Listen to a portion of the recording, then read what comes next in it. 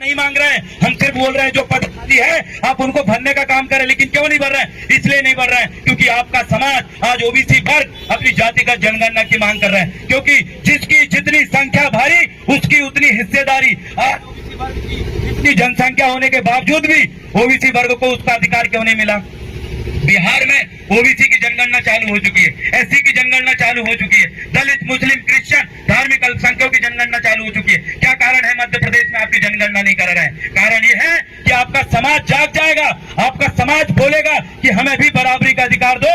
ये द्रोणाचार वाले भेदभाव हम सहन नहीं करेंगे। मैं आप सभी से एसटी, एससी, ओबीसी, अल्पसंख्यक लोगों से बताना चाहूंगा, अपने दिमाग से धर्म नाम का भूत को एक तरफ रखो और संविधान नाम की इस गाथा को अपने दिमाग में बिठाओ, तब जाके आपके बच्चे अधिकारी कलेक्टर बनेंगे। नहीं तो आपके बच्चे कोई दूसरे के घर चपरासी बनेंगे, कोई 5,000 के आपकी बच्चा दूसरे के दुकान में काम करेंगे।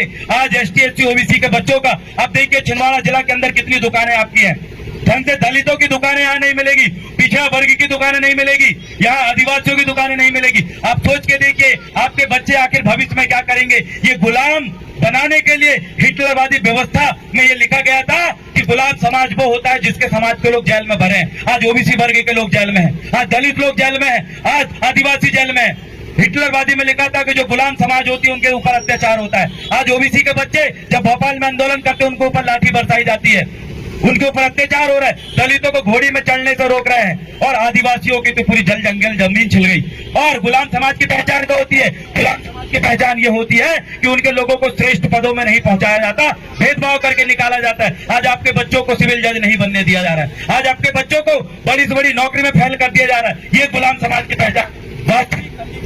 अगर आज हम सोचें यहाँ का एसटी, एससी और ओबीसी गुलाम होने की है, आप एक गुलाम समाज की तमाम बिंदु अपने आप को रखो, हेलो, अपने आप को गुलाम समाज की बिंदुओं पे रखोगे तो आप पाओगे कि आप जिस जाति से हो, आप जिस समुदाय से हो, आप जिस वर्ग के हो, आपका वर्ग आज गुलाम कैटेगरी में आ चुका है। अंग्रेज जिस समय राज कर रहे थे उस समय हम लोग गुलाम थे और अंग्रेजों ने कभी जेल में नहीं भरे, अंग्रेज कभी जेल में नहीं थे और हमारे लोग आज जेल में। मतलब आप समझ जाइए कि ये देश विकास की ओर नहीं विनाश की ओर बढ़ रहा है। यहाँ का बेरोजगार, इस देश में आप देखिए बेरोजगार लोगों को क्या इन्वेंशन हुआ।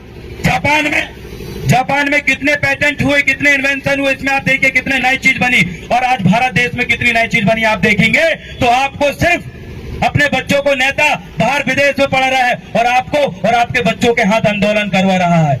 आज नेता अपने बच्चों को विदेश में पढ़ाता है, क्यों पढ़ाता है? क्योंकि उसको पता है ये भारत देश की शिक्षा व्यवस्था में उन्होंने जितनी कमी करनी थी वो तमाम कमी करी। और आज आपका बच्चा ढंग से माइक हाथ में लेके बोल नहीं पाता।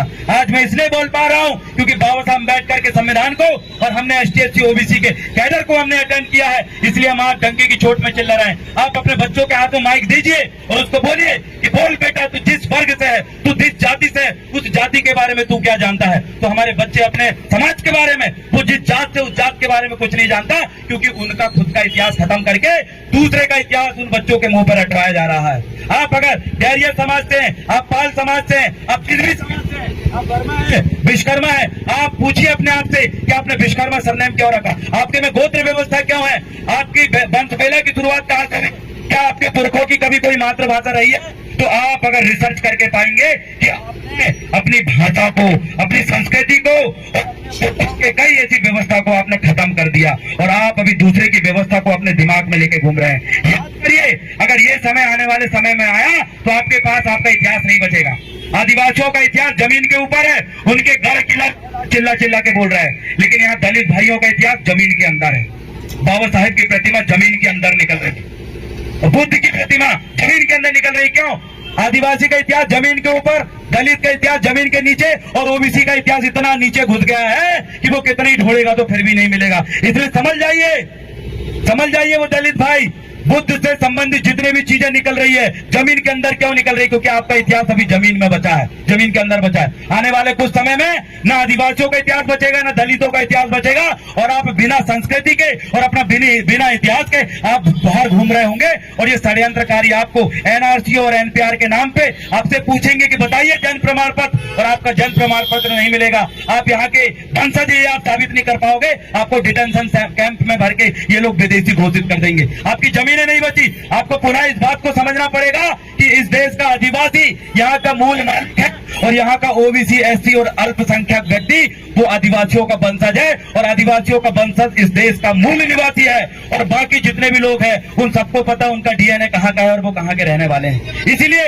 एसटी, एससी और ओबीसी तमाम आपका डीएनए एक है और आप सब आदिवासियों के वंशज है, इस देश के मूल निवासी है। इसलिए अपने हक अधिकार को जानो और इस देश में आप राज करने के लिए पैदा हुए हो, लेकिन आज आप गुलामी कर रहे हो, आज आपके बच्चे गुलामी कर रहे हैं। आप निकाल लीजिए छिंदवाड़ा जिले में बड़ा सा बड़ा रेत का ठेका किसके पास है, आप निकाल लीजिए। वो परासिया में यूपी बिहार के लोग नेता नगरी कर रहे हैं, कोयला निकाल रहे हैं, आपके बच्चे क्या कर रहे हैं? आपके बच्चों का अधिकार यूपी और बिहार के ठेकेदार को लाके यहाँ पर पनपाया जा रहा है और यहाँ का छिंदवाड़ा का मूल निवासी मजदूरी कर रहा है और 2,000-5,000 रुपए महीने कमा रहा है। अगर ऐसे ही चलता रहा तो इस मध्य प्रदेश के अंदर, छिंदवाड़ा के अंदर यूपी, बिहार और बाहर से आए लोग राज करेंगे और आपके बच्चे उनके यहाँ नौकरी करेंगे। इसलिए जागो, इसलिए बोलूंगा जय जय जय जय जय